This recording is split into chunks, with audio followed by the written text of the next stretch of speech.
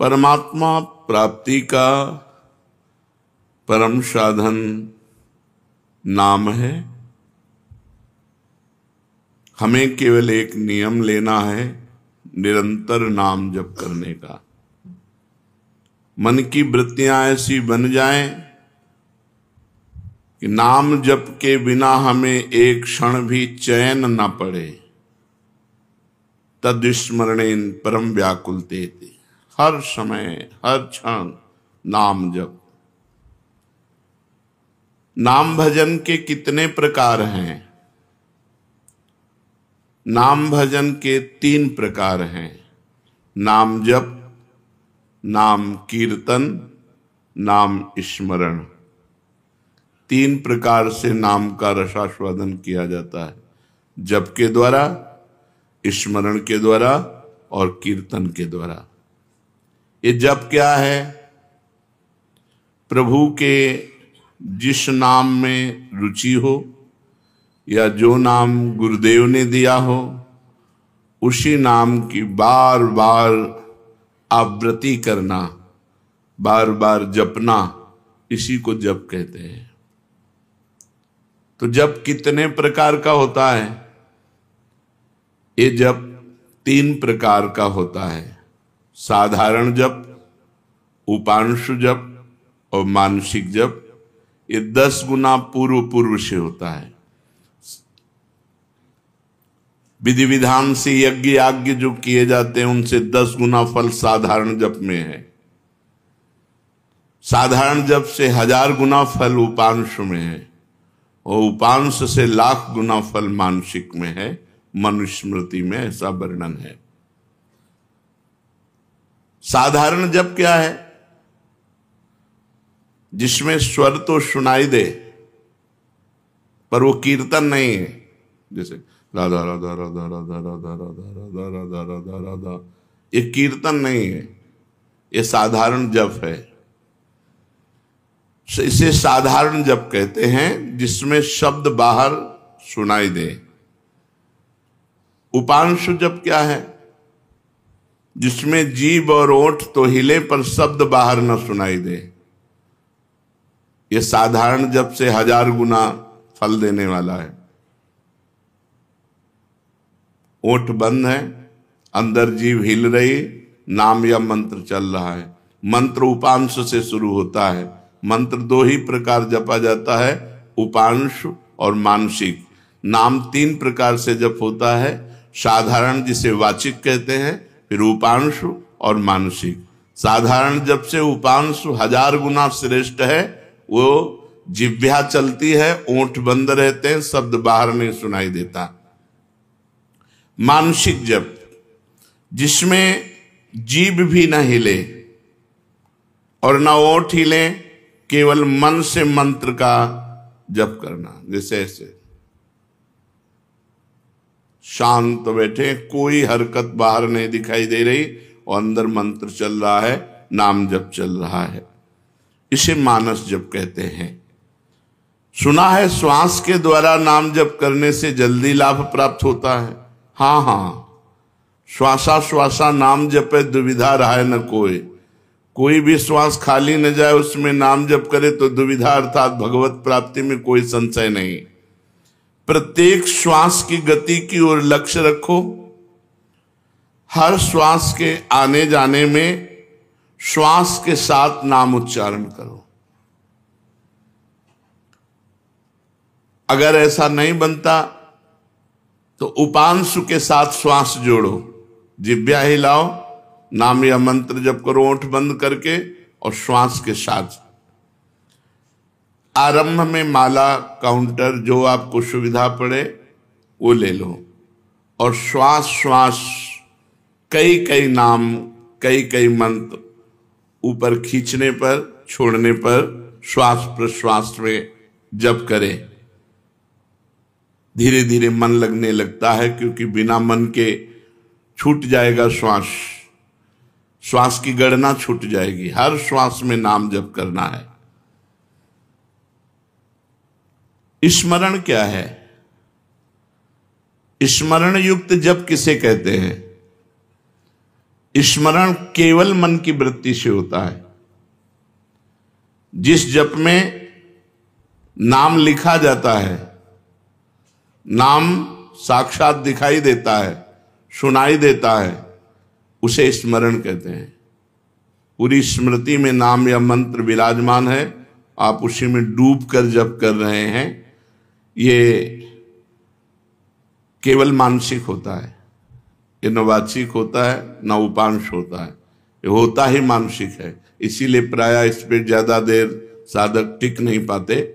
नाम मंत्र चल रहा है, बार बार उसी की आवृत्ति लिख रहे हैं, बार बार उसी को सुन रहे हैं, लेकिन जिह्वा नहीं चल रही, कोई चेष्टा नहीं हो रही, अंदर ही हो रहा है। इसे जप स्मरण युक्त कहते हैं, स्मरण जप कहते हैं। ये मानस मूर्ति पूजा की भांति नामोक्षरों की भावना मन में कर सकते हैं? हाँ, कर सकते हैं। जैसे श्री राधा वल्लभ लाल जी की रूप माधुरी सामने है, अब उनके मस्तक पर लिख रहे हैं मंत्र, उनकी छाती पे लिख रहे हैं, उनकी बाजुओं पे लिख रहे हैं, उनके चरणों में लिख रहे हैं, और बार बार जहां मन आया पूरे श्रीअंग का दर्शन करते हुए वहीं बार बार मंत्र लिख रहे हैं, बार बार नाम लिख रहे हैं। मानस मूर्ति की पूजा की भांति आपको लाभ देगा। क्या नाम अक्षरों की आवृत्ति का और कोई उपाय है? हां, मन की रुचि के अनुसार आप आकाश में कर सकते हो, आप हृदय में अपने कर सकते हो, आप अपने मस्तक पे कर सकते हो, मस्तक पे बार बार लिख रहे हैं अपने अंदर से, या आप अपने हृदय में लिख रहे हैं, या सामने बाहर लिख रहे हैं, जैसे आपकी रुचि बने। या आप नाम के पूरे गहने पहना दीजिए ठाकुर जी को, चरणों में नूपुर तो नूपुर की जगह नाम मंत्र, बाजुओं में बाजूबंद तो बाजूबंद की जगह नाम मंत्र, कुंडल की जगह नाम मंत्र, तिलक की जगह नाम मंत्र हम बार बार लिख रहे हैं। ऐसे जैसे भी बने, अंदर से लिखते हुए नाम का स्मरण करना बहुत जोर का लाभ प्रदान करता है। तो नाम जप, नाम स्मरण, नाम कीर्तन। नाम कीर्तन में गगन भेदी स्वर होना चाहिए। उच्च स्वर स्तंभद सर्वदैव, ऊंचे स्वर से कीर्तन होना चाहिए। जितना उच्च स्वर से होगा उतना ही कीर्तन लाभ देगा। कीर्तन कितने प्रकार के होते हैं? अकेले भी ताली बजाते हुए भगवान नाम कीर्तन होता है, आर्त भाव से अकेले पुकारते हुए ताली बजा रहे भगवान के नाम का कीर्तन, या कई लोग मिलकर के भगवान नाम कीर्तन कर रहे हैं, भगवान का गुण कीर्तन कर रहे हैं, मृदंग है, मंजीर है, ढफ आदि वाद्य बजाते हुए कई लोग मिलकर भगवान के नाम का कीर्तन, गुण कीर्तन। संकीर्तन का क्या प्रभाव है? जहां तक नाम पहुंचेगा वहां तक निष्पाप कर देगा। जिनके कानों में, पशु पक्षी जिनके भी कानों में नाम ध्वनि, गुण ध्वनि पहुंची, गुण ध्वनि चतुरासी जी, जैसे आप चतुरासी जी गायन करते हैं, ये गुण ध्वनि है, महिमा ध्वनि है। नाम ध्वनि, नाम कीर्तन, राधा राधा राधा, ये जहां तक जिसके कानों में पहुंचेगी, पशु पक्षी चिड़िया सबके पाप को नष्ट कर देती है। इसीलिए इसे उच्च स्वर में गाया जाता है, नाम कीर्तन। यहां तक कि जड़ वृक्ष भी पवित्र हो जाते हैं, वो जगह पवित्र हो जाती है जहां नाम कीर्तन होता है। ये तो हम समझ गए। अब हर समय नाम जप कैसे हो? भगवान के नाम में महत्व बुद्धि होने से, अपनी भूल पर पश्चाताप होने पर, मैं क्यों भूल गया इतने सेकंड नाम, और बार बार नाम की आवृत्ति अभ्यास करने से, अभ्यास की कमी के कारण, महत्व बुद्धि ना होने के कारण, भूल जाने पर पश्चाताप ना होने के कारण आपका भजन छूटता है। पूर्ण विश्वास करो, इसी नाम से सब कुछ हो जाएगा। नाम में रुचि हो जाए, नाम में प्रेम हो जाए, यही हमारी साधना की पूर्णता है। विश्वास और प्रेम ही भजन है। भजन क्या है? विश्वास और प्रेम, नाम में रुचि और विश्वास। एक इसी नाम जप से सब कुछ हो जाएगा। नाम में ही विश्वास और नाम में ही रुचि, इसे ही भजन कहते हैं। और भजन करते हुए भी यदि भजन में रुचि नहीं हो रही तो 10 नामापराधों में कोई एक अपराध बन रहा है, उससे बचना चाहिए। पहला, संत पुरुषों की निंदा। ये बड़े बड़ों से बन जाता है। जिनको अपनी साधना का गर्व होता है उनसे जरूर बन जाता है अपराध। वो दूसरे को लघु समझते हैं, हे समझते हैं। और जहां साधना इस बात की है कि सबको अपना भगवान मानना है, वासुदेवा सर्वम, सबको भगवान मानना है। मैं सेवक सचराचर रूप स्वामी भगवंत, मैं सेवक हूं, चराचर जगत मेरा भगवान है। लेकिन अपराध तभी बनता है जब अपने को बड़ा भजनानंदी, बड़ा साधक, बड़ा तपस्वी, बड़ा संत मान लेते हैं तो फिर अपराध बनने लगता है। या हम किसी संत में दोष दर्शन करते हैं तो अपराध बनने लगता है। देखो, एक संतों की स्थिति होती है। कुछ स्थितियां ऐसी संतों की होती जिनको देखकर आपको लगेगा ये पूरे संसारी हैं, लेकिन वो संसारी नहीं है, वो बड़े भागवतिक हैं। हम बाहरी स्थितियों से नहीं समझ सकते हैं। पूज्य स्वामी श्री अनंग बोधाश्रम स्वामी जी महाराज दिगंबर रहते, गंगा जी के किनारे 12 महीना कष्ट सहते। और जब वहां खेत करने वाले जो तरबूज की खेती, सब्जी की खेती गंगा किनारे करते हैं, वो जब आते तो उनके पीछे लग जाते हो, कहते सुनो थोड़ी तमाकू दे दो, थोड़ी तमाकू दे दो। जहां धर्म सम्राट कर पाते जी साष्टांग दंडवत जिनको करते थे, प्रभुदत्त ब्रह्मचारी जी भगवान मान के आराधना करते थे, वो महापुरुष वो कहते स्वामी जी तुम रोज मांगते हो, हम गरीब आदमी कहां से तुम्हें दें। अरे बोले थोड़ी दे दो यार। अब आप कैसे पहचानोगे कि किस कोटि का महापुरुष है? अगर आप उनकी इस चेष्टा को देखेंगे तो आपकी अश्रद्धा ना हो जाएगी। यार तमाकू, थोड़ी तमाकू के लिए इनके पीछे ढूंढ। और ऐसे महापुरुष के बड़े बड़े महापुरुष साक्षात चरणों में लौटते। संतों की बाहरी चेष्टाएं कुछ ऐसी हो सकती हैं जो हमारी समझ के परे हों, तो उन्हें केवल नमस्कार करें। पहला नामापराध है संतों की निंदा करना, सत्पुरुषों की निंदा करना। ये नियम ले ले, हमें किसी संत की निंदा नहीं करनी। और संत चाहे 1000 वर्ष से तपस्या कर रहे हो, चाहे आज दीक्षा लिया हो, शालिग्राम भगवान चाहे 100 वर्ष से सेवित हो, चाहे अभी विराजमान हो, वो बराबर होते हैं। जब पारस ने स्पर्श कर दिया तो चाहे 100 वर्ष पुराना सोना हो, चाहे अभी का सोना हो, वो तो सोना सोना ही है। ऐसे ही संत संत हैं, कभी किसी साधक के प्रति भावना नहीं तो कल का छोरा है। नहीं नहीं, वैसे भी सब में भगवान विराजमान है, संपूर्णतया भगवान ही सब, वासुदेवा सर्वम ही। तो फिर संत वेश है तो हमें नमन करना चाहिए, हमारे नेत्र सबको नमन करे। अगर किसी को छोटा मानते हैं तो दोष दर्शन हो जाएगा। सब में भगवान है।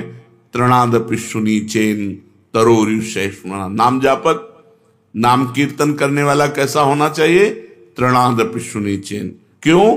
क्योंकि अगर ऐसा भाव नहीं तो निंदा किसी न किसी की करेगा और नामापराध, नाम में रुचि नहीं होने देगा, नाम जपने में बाधा पहुंचा देगा।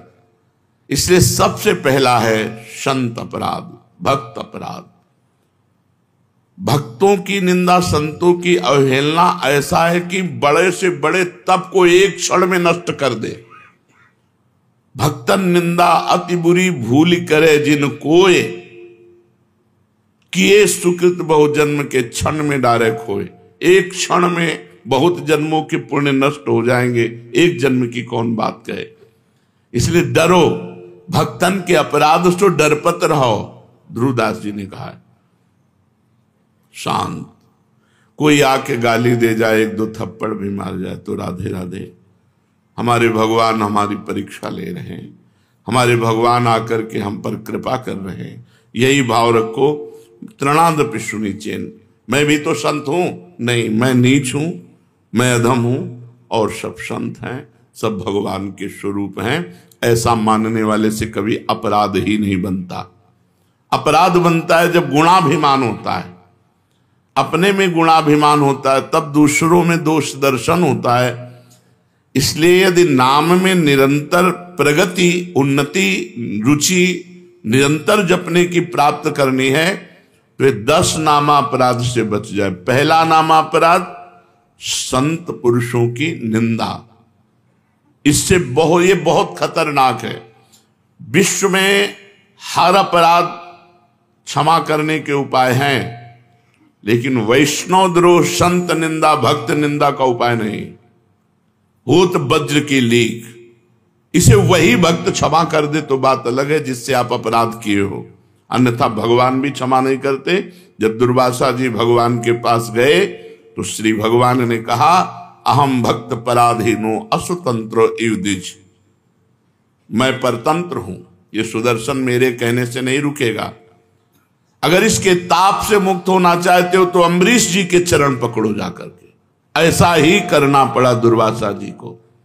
इसलिए काहे को व्यर्थ में विपत्ति मोल में ले, काहे को पाप की गठरी सिर पर चढ़ावे, किसी की निंदा ना करे, हमको क्या लेना।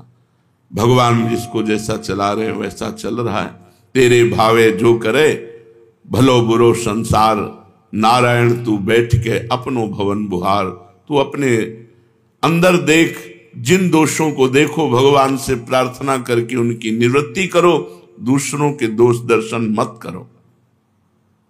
दूसरा, नामों में भेदभाव, ये नाम जप नहीं, सब नाम समान फलदायक है। तुम्हें जो गुरु जी ने दिया है तुम्हारे लिए सर्वश्रेष्ठ वो है। ध्यान रखो, सब नाम समान फलदायक है, समान सामर्थ्य है, लेकिन हमें जो गुरु जी ने दिया है वो हमारे लिए सर्वोपरि। जैसे हमारे लिए राधा नाम सर्वोपरि, तो सब नाम हम जब बोलते हैं तो ये बोलते हैं, राम कृष्ण हरि शिव जो तुम्हें प्रिय लगे जपो। हमारी पूछो तो हम वृंदावनवासी, राधा उपासी, राधा राधा राधा। हमारे लिए सर्वोपरि नाम राधा है। जो राम जपते हैं उनके लिए सर्वोपरि नाम राम है। जो शिव जपते हैं उनके लिए सर्वोपरि शिव है। जो कृष्ण जपते हैं उनके लिए कृष्ण है। हर नाम समान सामर्थ्य वाला, समान फलदायी। इसीलिए एक नाम जप करके अन्य नाम जाप की अवहेलना मत कीजिए, अन्य नाम को छोटा मत मानिए, अन्य नाम का उपहास मत कीजिए। अच्छा तुम ये जपते हो, इससे क्या होगा? नहीं, ये नामापराध कर रहे हो, तुम्हारे नाम जप में बाधा पड़ जाएगी, अरुचि हो जाएगी। तीसरा, नामदाता गुरु का अपमान। अगर गुरु मंत्र लिए हैं, गुरु नाम लिए हैं, गुरुमुख हुए हैं, आप उन गुरु की अवज्ञा कर देते हैं, अपमान कर देते हैं, अवहेलना कर देते हैं, तो चाहे खोपड़ी के बल खड़े होकर के नाम जप करो, कभी सिद्ध नहीं होगा, कभी भगवदानंद की स्फूर्ति नहीं होगी, क्योंकि नामदाता का अपराध बन गया। अगर इतने भी सद्गुण आ जाए, कभी इतने भी भागवतिकता आ जाए, कोई दिव्यता आ जाए, झूठ बोले बात अलग है, कभी दिव्यता नहीं आ सकती। ये भगवान की बनाई हुई मर्यादा है। जो गुरु अवज्ञा करे, गुरु का अपमान करे, उसे कभी भी भगवत प्राप्ति नहीं हो सकती, कभी भगवान के नाम में रुचि नहीं हो सकती, कभी भगवदानंद की अनुभूति नहीं हो सकती। तीसरा है गुरु का अपमान। चौथा, शास्त्रों की निंदा करना। शास्त्र भगवत स्वरूप है। शास्त्र के स्वाध्याय से ही ज्ञान या नाम में प्रीति होती है, भगवान की तरफ चलना होता है। भगवान का अक्षर ब्रह्म स्वरूप समस्त शास्त्र हैं, एक एक अक्षर में भगवान विराजमान है। इसलिए किसी भी शास्त्र की निंदा ना करो, सब शास्त्र भगवत स्वरूप है। शास्त्रों की निंदा अगर करोगे तो नाम भगवान तुम्हारी जिह्वा पे नहीं टिकेंगे, नाम में बाधा पड़ जाएगी। पांचवा, नाम में अर्थवाद। अरे इतनी महिमा नाम की है, केवल गाते हैं, केवल प्रशंसा के लिए, ऐसी नहीं महिमा है नहीं। इससे बहुत पतन हो जाएगा, नाम अपराध बन जाएगा। नाम की जितनी महिमा गाई जाए वो सब थोड़ी है, ज्यादा नहीं है। कहूं कहां लगी नाम बड़ाई, राम न सकहि नाम गुण गाई। स्वयं भगवान राम अपने राम नाम की महिमा का पूर्ण रूप से गान करना चाहे तो वो भी नहीं कर सकते। इतनी महिमा नाम की है कि स्वयं नामी यदि नाम की महिमा का यथार्थ में पूर्णतः गान करना चाहे तो वो भी नहीं कर सकता। तो जो ऋषि मुनि संत महात्मा जितने हुए नाम जापक, वो जो वर्णन करते हैं वो यथार्थ सत्य है, लेकिन पूर्ण नहीं है। पूर्ण तो भगवान भी नहीं नाम की महिमा का गान कर सकते, इतनी अपार महिमा नाम की है। इसलिए नाम में अर्थवाद कि अरे ये तो नाम की रोचकता के लिए इतनी प्रशंसा कर दी गई है, वैसे वस्तुतः ऐसा है नहीं, ऐसा सोचना ये नामापराध है। छठा, नाम का सहारा लेकर के पाप करना। कोई पाप कर्म कर रहे, अरे नाम जप लेंगे उससे नष्ट हो जाएगा।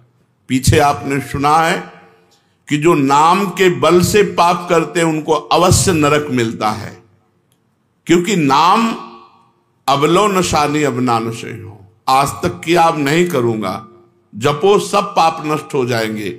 लेकिन ये उत्साह रख कर पाप करना कि चलो मैं शाम के खूब राधा राधा रट लूंगा, हर नाम एक नाम में जितनी सामर्थ्य उतना कोई पाप कर ही नहीं सकता, तो मैं मनमानी पाप करूं और शाम के नाम जप करूं, नहीं, तुम्हें नरक की प्राप्ति होगी। तुम नामापराध कर रहे हो, नाम का सहारा लेकर पाप करना। सातवां, धर्म व्रत यज्ञ आदि के साथ नाम की तुलना करना, किसी और साधन से नाम की तुलना करना। नाम अद्वितीय साधन है, नाम के समान कोई भी साधन नहीं है। चाहे यज्ञ हो, चाहे व्रत हो, चाहे दान हो, चाहे तीर्थ याटन हो, नाम के समान नहीं है। इसलिए नाम के बराबर कि भाई तुम नाम जप कर रहे हो, हम गंगा नहा के आ रहे हैं, तुम नाम जप कर रहे हो, हम अमुक धर्म कार्य करके आ रहे हैं, तुम नाम जप कर रहे हो, हम अमुक व्रत कर रहे हैं, हम तो 108 यज्ञ कर रहे हैं, तो नाम जापक की बराबरी किसी से नहीं हो सकती। नाम की समानता धर्म व्रत यज्ञ आदि के साथ तुलना करना। नाम जापक जब गंगा जी को स्पर्श करता है तो गंगा जी निष्पाप हो जाती है, गंगा जी निष्पाप हो जाती है। गंगा पापम, गंगा जी पाप का नाश करते हैं, लेकिन जब नाम जापक गंगा जी का स्पर्श करता है तो गंगा निष्पाप हो जाती है। इसलिए धर्म व्रत यज्ञ आदि के साथ नाम की तुलना करना ये नाम का सातवां अपराध है। आठवां, हरि निंदक, हरि विमुख, अवहेलना करने वाले भक्तों की, उन अश्रद्धालुओं को जो सुनना नहीं चाहते, जो भक्तों की निंदा करते, भगवान की निंदा करते हैं, ऐसों को नाम का उपदेश करना।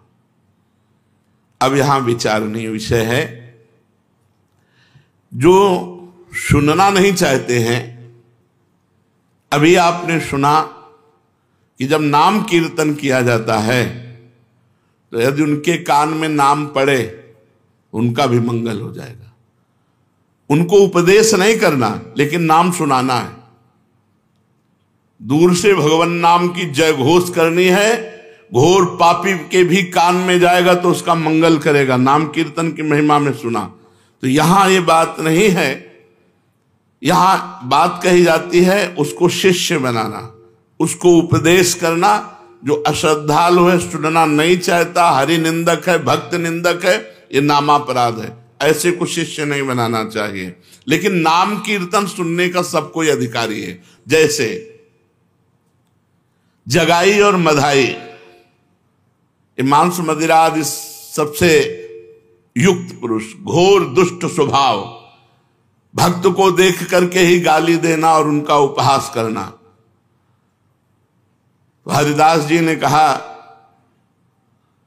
नित्यानंद महाप्रभु से, छोड़ो, इनके समीप भी नहीं चलना, ये मोहल्ले में उनका तंबू लगा हुआ है, शिविर लगा हुआ है, चलोगे ठीक नहीं है। काहे को मधुमक्खी के छत्ता पे ईंट मारे, वो भनभना के तुम्हारे ऊपर ही आएंगी। तो नित्यानंद महाप्रभु ने कहा अधिकारी तो यही है, ऐसे लोग ही अधिकारी हैं हरिनाम के, जो घोर पापाचरण में रत हैं। उनके कान पर यदि हरिनाम जाएगा तो उनका भी मंगल हो जाएगा। जाके महामंत्र का उच्चारण किया, परिणाम वही हुआ जैसे बर्रा के छत्ता में कोई ईंट मार दे। शराब के नशे में थे, एक घड़ा उठाया और फेंक के मारा तो नित्यानंद महाप्रभु के सर पर लगा और रक्तस्राव होने लगा। भगवान नाम उच्चारण करते हुए ये प्रहार उनको सहना पड़ा। उनके लिए जब सूचना मिली चैतन्य महाप्रभु को तो भगवद आवेश में आ गए और सुदर्शन चक्र का स्मरण किया। सबने प्रार्थना करी, नित्यानंद महाप्रभु चरणों में लौट गए। प्रभु आपका अवतार दुष्टता का नाश करने के लिए, दुष्टों का नाश करने के लिए नहीं, प्रभु ये आपके विशेष दया पात्र है, कृपा पात्र है। आखिरकार उन दोनों भाइयों को महाभागवत बना दिया, जगाई मधाई को महाभागवत बना दिया। उनके नाम के घाट बने हुए हैं। तो भगवान नाम सुनने का अधिकारी सब कोई है, लेकिन भगवान नाम की दीक्षा का जो हरिनिंदक है, भक्त निंदक है, अश्रद्धालु है, ऐसे को यदि नाम उपदेश किया जाए तो नामापराध लगता है। 9वां, इतनी नाम की महिमा सुनी और फिर भी नाम जप नहीं किए, ये नामापराध है। ये 9वां नामापराध है, नाम की महिमा सुनकर नाम में प्रेम ना करना, नाम की महिमा सुनकर नाम जप ना करना। इतनी महिमा सुनी, भगवान ने इतनी कृपा करी कि नाम की महिमा सुनवाई और आप नाम जप में नहीं लगे, अब आप अपराधी हो, आपको दंड मिलेगा। 10वां, मैं मेरे में फंसे रहना और भोगों से प्रेम करना और नाम का विस्मरण कर देना। नाम गुरु जी ने दिया, जपने की प्रेरणा की, मैं मोर तोर तैसी माया में फंसे रहे, भोगों में फंसे रहे, तुम्हारी दुर्गति पक्की होगी। ये 10 नामापराधों से यदि बच जाए तो नाम जप और नाम कीर्तन में आसक्ति हो जाएगी, नाम में प्रेम हो जाएगा। यदि हमें नाम में प्रेम नहीं हो रहा तो देख लो इन 10 नामापराधों में कोई एक अपराध बन रहा है। पहला, संत पुरुषों की निंदा। दूसरा, नामों में भेदभाव। तीसरा, गुरु का अपमान। चौथा, शास्त्र निंदा।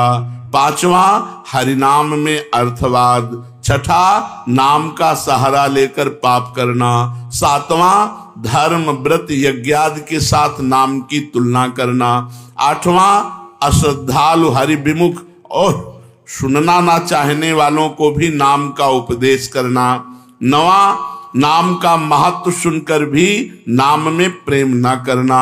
10वां, मैं मेरे तथा भोगादि विषयों में लगे रहना। ये 10 नामापराध हैं। अब आज हमको पता चला 10 नामापराध हैं, इनमें हमसे कई नामापराध हो गए, तो उनसे कैसे छूटे? तो प्रश्न है, नामापराध यदि बन जाए तो उससे छूटने का उपाय क्या है? नामापराध यदि बन जाए तो उससे छूटने का उपाय क्या है? तो कहते हैं कि नामापराध को छुड़ाने के लिए नाम ही है। पश्चाताप करते हुए नाम जप करो, वो नामापराध को भी मिटा देगा। अपनी भूल को, अपनी गलती को बार बार दोहराओ, मेरे से ऐसा क्यों हो गया, हे भगवान ऐसा नहीं होना चाहिए था, राधा राधा राधा राधा, वो भस्म हो जाएगा।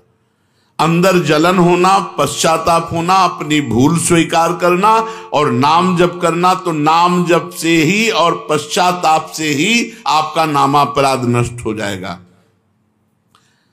नाम आश्रय से चमत्कारी लाभ होने का क्या उपाय है कि हमारे जीवन में चमत्कार होने लगे? ऐसा कोई उपाय बताइए। चमत्कारी लाभ, भाई नाम स्वयं में चमत्कार है। एक बार श्री ज्ञानदेव जी और नामदेव जी ब्रजमंडल में परिक्रमा के लिए आदि आदि दर्शन के लिए, वो तो महायोगी ज्ञानदेव जी सूक्ष्म रूप धारण किया और कुएं में जाकर जल पियाए पर अपनी प्यास बुझा ली। नामदेव जी से कहा आप, तो उनका हमारे पास तो योग है नहीं, नाम ही है, विट्ठल विट्ठल विट्ठल विट्ठल। तो कुएं से पानी ऊपर उठने लगा और समीप से आके बहने लगा और पीने लगे। नाम सर्व चमत्कारी, नाम सर्व चमत्कारी। कबीरदास जी के एक शिष्य जो आए थे उनसे शास्त्रार्थ करने, पद्मनाभ जी, वो जा रहे थे तो एक भीड़ लगी हुई थी। ऐसे कौतूहलवश देखा क्या बात है, तो एक आदमी आत्महत्या करने जा रहा था। उसे गलित कुष्ठ था शरीर में, तो पत्थर बांध करके वो गंगा जी में डूबकर मरना चाहता था। पद्मनाभ जी नजदीक गए, उनका ऐसा क्यों करना चाहते हो? बोले कोई प्यार नहीं करता, जिसको देखो मुझे घृणा की दृष्टि से देखता है और मेरा शरीर गलित कुष्ठ पीप मवाद में नहीं जीना चाहता, इसलिए मैं आत्महत्या करना चाहता हूं। तो उनका डुबकी लगाओ, गंगा में खड़े हो, एक डुबकी लगाओ, राम, देखो अभी 2 डुबकी 3 डुबकी में एकदम फ्रेश शरीर। जब लौट कर गए तो कबीरदास जी से कहा कि बड़ी चमत्कार पूर्ण नाम की महिमा है। क्या? बोले गलित कुष्ठ ने जब हमने प्रेरणा की तो राम बोलकर जो डुबकी लगाई उसका गलित कुष्ठ, तो उनका राम पूरा नाम नामाभास से ठीक हो सकता था। कबीरदास जी ने कहा नामाभास से ठीक हो सकता था। भाई जी महाराज ऑफिस में बैठे थे राधा बाबा के साथ, सूचना है कि कोई आदमी आया है आपसे जरूर मिलना चाहता है, वो बहुत पीड़ित है, तो कंबल ओढ़े हुए थे। भाई जी क्या बात है भाई? तो उनका मैं आत्महत्या करने जा रहा हूं। क्यों? कंबल हटाया, देखा पूरा शरीर गलित कुष्ठ से। तो उनका गलित कुष्ठ। भाई जी ने कहा अच्छा नहीं, आत्महत्या करना तो ठीक नहीं है। भगवान नाम लेकर जे ही आलिंगन खत्म। वासुदेव कुष्ठी का चरित्र है चैतन्य चरितावली में। चैतन्य महाप्रभु ने हरे कृष्ण कह के जे गले से लगाया, नाम का अद्भुत चमत्कार। पर छोटे मोटे चमत्कारों में प्रयोग करोगे तो सबसे बड़ा चमत्कार की सुमिर पवन सुत पावन नामू अपने बस करी राखे रामू, ये नहीं हो पाएगा। भगवान का साक्षात्कार नहीं हो पाएगा यदि अपने नाम का प्रयोग करोगे। भगवान का ये हमने जीवन में कई बार देखा है। भगवान नाम का अद्भुत चमत्कार, अद्भुत महिमा भगवान नाम की देखी। नाम में विश्वास हो, नाम को आदर बुद्धि के साथ जपो, नाम का चिंतन करते हुए नाम जपो, नाम को गुप्त रखो, जो चाहोगे हो जाएगा। नाम को गुप्त रखो। कितना जब संख्या करते हो, इसीलिए हम संख्या करते नहीं। सही ईमानदारी से अगर कोई हमें हाथ खड़ा करके पूछे कि तुम्हारी साधना क्या है, तो हम कह देंगे शून्य। शून्य के सिवा हमारी साधना कुछ नहीं है, क्यों कोई गणना नहीं है। कोई गणना हो कि ये है ये है ये है। अब जो दिनचर्या बन गई वो तो जैसे किसान की खेती वैसे हमारी दिनचर्या है। हम उसे साधना थोड़ी मानते हैं। जैसे किसान आदमी अपना सुबह से खुरपी फावड़ा लिया, अपने खेत में गया, दिन भर मेहनत की, शाम के खाया पिया, चैन से सो गया, अब उसे हम साधना माने। अब हमारा तो जीवन बचपन से यही रहा, तो हमारी तो किसानी यही है, हमारी खेती यही है, कोई गणना नहीं। अगर हमसे पूछा जाए आपकी साधना क्या है, तो हम कह देंगे शून्य। तो आप जी किससे रहे हो? मेरे बल सी वृंदावन रानी, महारानी जी के बल से जी रहे हैं। महारानी जैसे किसी को ये भ्रम हो कि इतने शिष्य हैं, इन सबको भगवत प्राप्त करा देंगे क्या? तो हम पोस्टमैन हैं। तुम्हारी बात लाडली जी तक, लाडली जी की बात आप तक, और हम अपने समेत सब ये लाडली जी के हैं। कई बार आपको कहा है कि अगर डिब्बा मोक्ष में ताव दे कि मैं 500 लोगों को पहुंचा दूंगा तो बेवकूफी है। उसका कनेक्शन इंजन से है, इंजन में 2-4 लोग जाते हैं और डिब्बे में 100-200 लोग बैठ करके स्टेशन पहुंच जाते हैं। हमें डिब्बा, इंजन नहीं है कि तुम्हारे में क्या पावर है दिखाओ, तो शून्य है पावर। और पावर इतना है कि सैकड़ों को लाद के पहुंचा देंगे। वृंदावन धाम में बैठ के कहते हैं पावर की पूछो तो धाम में कह रहे हैं इससे ज्यादा सत्य प्रमाणित क्या हो गया। कोई कहते हैं कि भाई सत्य बोलना है तो मंदिर में बैठो, धाम में बैठ के कह रहे हैं कि लाडली जो तक सैकड़ों को पहुंचा सकते हैं। पावर की पूछो तो शून्य है, कनेक्शन की पूछो तो महान है। कनेक्शन से हम जा रहे हैं। कैसे उपापी क्यों न हो हरिवंश नाम जो ले, अलक लड़ेती रीझ के महल खवासी दे। हरिवंश प्रताप ही जानत हैं, हरिवंश प्रबोध क्या प्रताप, श्री हरिवंश प्रताप नाम नौका निज खेवक, भवसागर सुख तरत निकट हरिवंश जी। आवा भैया नाव में बैठ जाओ। बैठ गए किसकी? हरिवंश की नाव में। खेवैया वो हैं अपने बैठ के तरंगे देख रहे हो, निकुंज पहुंच गए। जिनको संशय है कि डिब्बा नहीं पहुंचा सकता तो इंजन में जगह नहीं है। आप पक्की बात समझ ले, इंजन में जगह नहीं है, डिब्बा में ही विश्वास करना होगा। और हमें डिब्बा तो अगर जगह न मिले तो ठस के बैठ जाओ, पहुंच जाओगे, इसमें चिंता न करो।